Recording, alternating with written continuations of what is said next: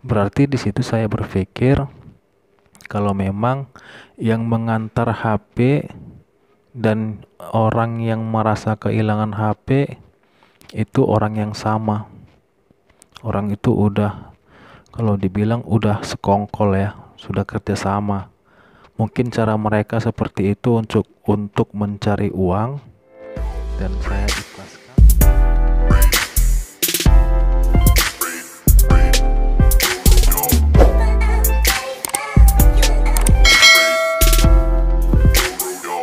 Ya, assalamualaikum warahmatullahi wabarakatuh. Kembali lagi di channel Teknisi All Is Down. Oke, kali ini saya tidak membahas tentang seputar servis HP, tapi saya ingin di sini berbagi pengalaman, berbagi cerita ya. Ya, mungkin memang dari pengalaman saya ini kalau dibilang cukup fatal ya, cukup fatal, dan memang itu kecerobohan saya sendiri. Berawal dari pada saat saya masuk servisan, datang orang perbaikin handphone dalam kasus lupa pola. Lupa pola itu di handphone Vivo Y12 ya. Vivo Y12 dia lupa pola. Jadi dia berikan kepada saya, "Bang, saya ingin perbaikin handphone tapi saya lupa pola." Saya bilang sama dia, "Saya bisa perbaikinya dengan syarat ini harus ada dusnya ataupun ada kotaknya ya." Tapi dia bilang, rumah saya jauh. Rumah saya itu dari kampung dan kotaknya ketinggalan di kampung. Tapi memang benar ini handphone saya sendiri. Ya, di situ kesalahan saya. Dia minta tolong seolah-olah sangat membutuhkan handphone itu dan dia ingin menelpon ataupun memberi kabar kepada keluarganya di kampung ya. Itu alasan dia ya. Namun pada saat itu dia tanya untuk proses pengerjaannya berapa lama. Lalu saya jawab untuk proses pengerjaannya itu 1 sampai 2 jam dengan tarif yang sudah saya sesuaikan, dan dia setuju. Akhirnya saya kerjakan tanpa ada kotak ya, karena memang kotaknya itu tinggal di kampung sementara dia di sini bekerja ya.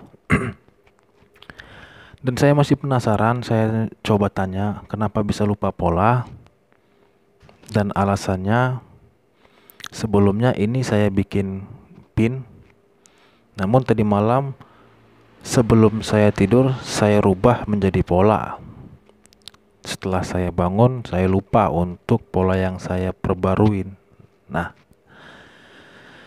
di situ saya langsung eksekusi, dan dia bilang kalau untuk proses 1 atau 2 jam saya tidak tunggu dan saya akan kembali lagi sekitar 2 jam. Oke, saya berikan bon faktur ya, bahwasannya memang dia meninggalkan handphone di counter saya. Nah, di situ perasaan saya sudah mulai tidak enak karena posisi HP itu kartunya tidak ada, dan wallpapernya itu bukan foto dia sendiri tapi foto orang lain. Setelah saya tanya ini foto siapa, dan dia jawab ini foto adik saya. Oke, saya tidak berpikir yang lain-lain, saya tidak pikir yang aneh-aneh, dan saya berpikir memang orang ini lagi kesusahan, dan saya bantu untuk membuka pola. Dan saya bilang untuk proses membuka polanya ini data-data wajib hilang, tidak ada yang tersisa. Dia oke, saya kerjakan. Kelang setengah jam sebelum saya eksekusi itu HP ya, saya coba untuk periksa dulu ya. Saya coba-coba polanya dengan manual apakah berhasil.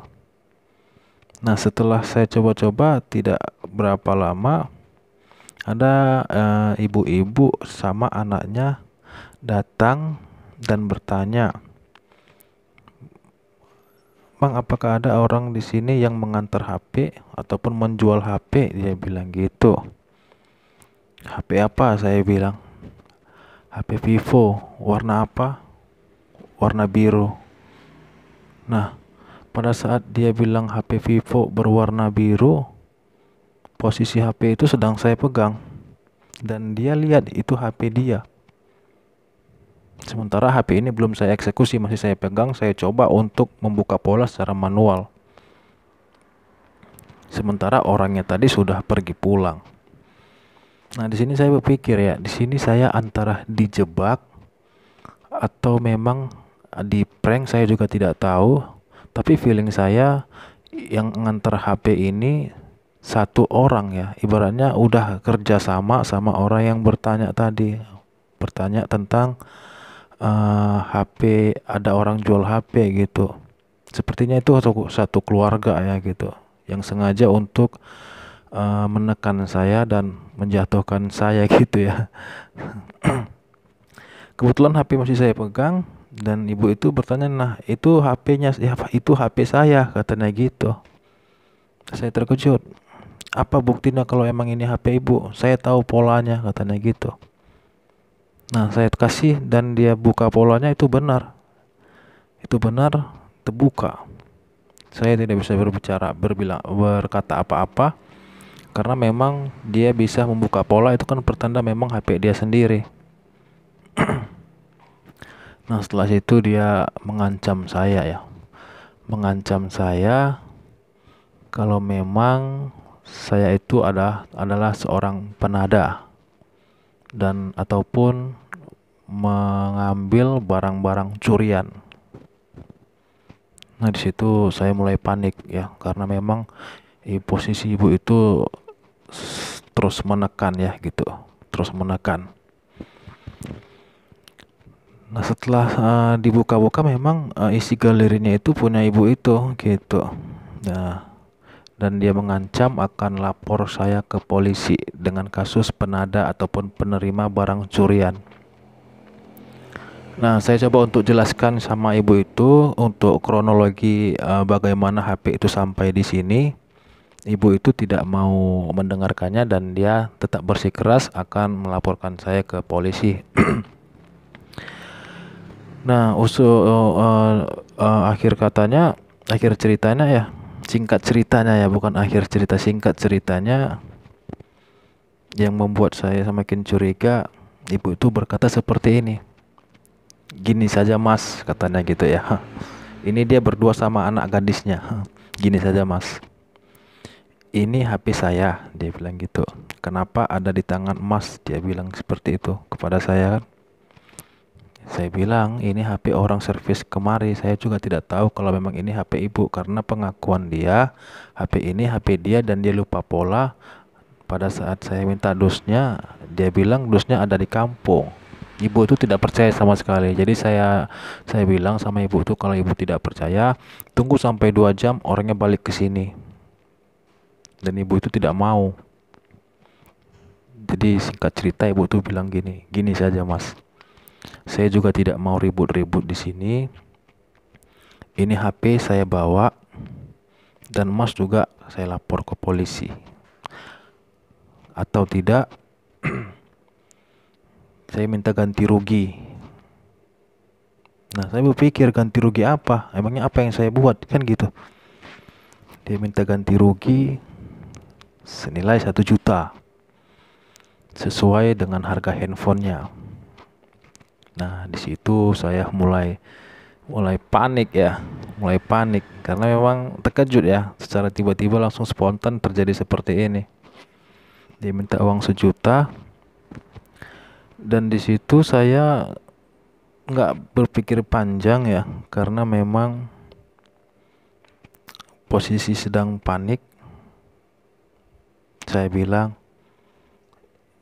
"Ya udah, saya akan kasih uang 1 juta sama ibu, tapi dengan satu syarat, kita tunggu dulu orang yang punya HP ini, orang yang ngantar HP ini ke sini."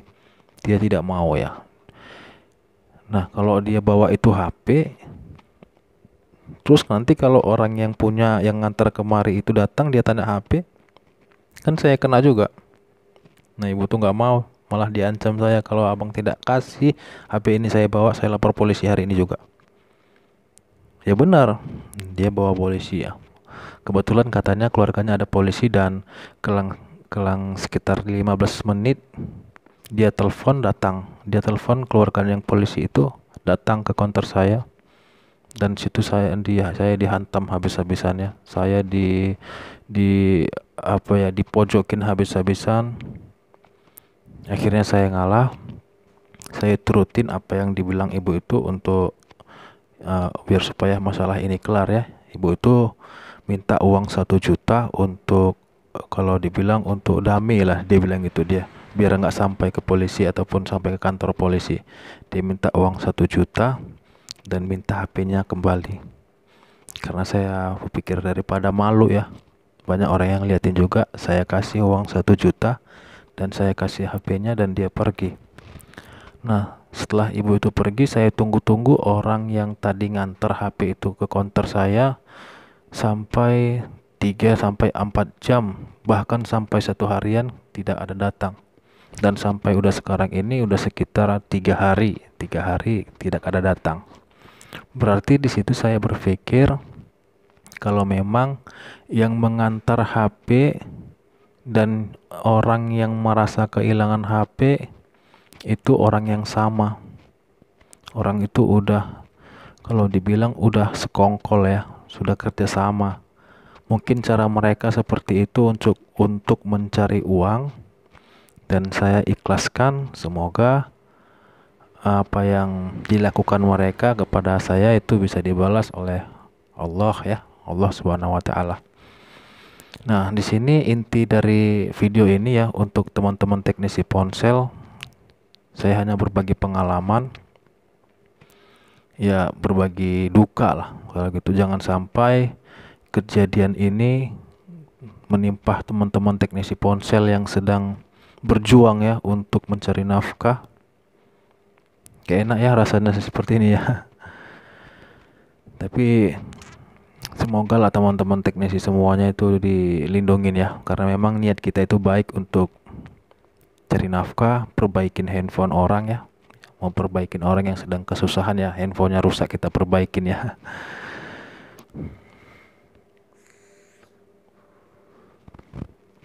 Dan intinya tetap hati-hati, pastikan untuk buka pola dan PIN apapun alasannya wajib menggunakan dus ataupun kotak ya, demi keamanan kita masing-masing, dan supaya tidak terjadi yang namanya manipulasi.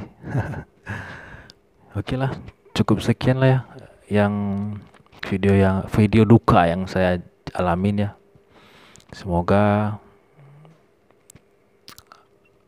video ini dapat memberi pelajaran kepada saya dan bisa jadi apa ya, pengetahuan lah kepada teman-teman teknisi ponsel yang lainnya agar tetap berhati-hati ya. Karena zaman sekarang ini orang sudah mulai pinter ya. Sudah mulai pinter cara mencari uang. Segala jenis, segala cara itu dihalalkan. Oke ya. Saya tutup. Akhir kata dari teknisi Alista. Assalamualaikum warahmatullahi wabarakatuh.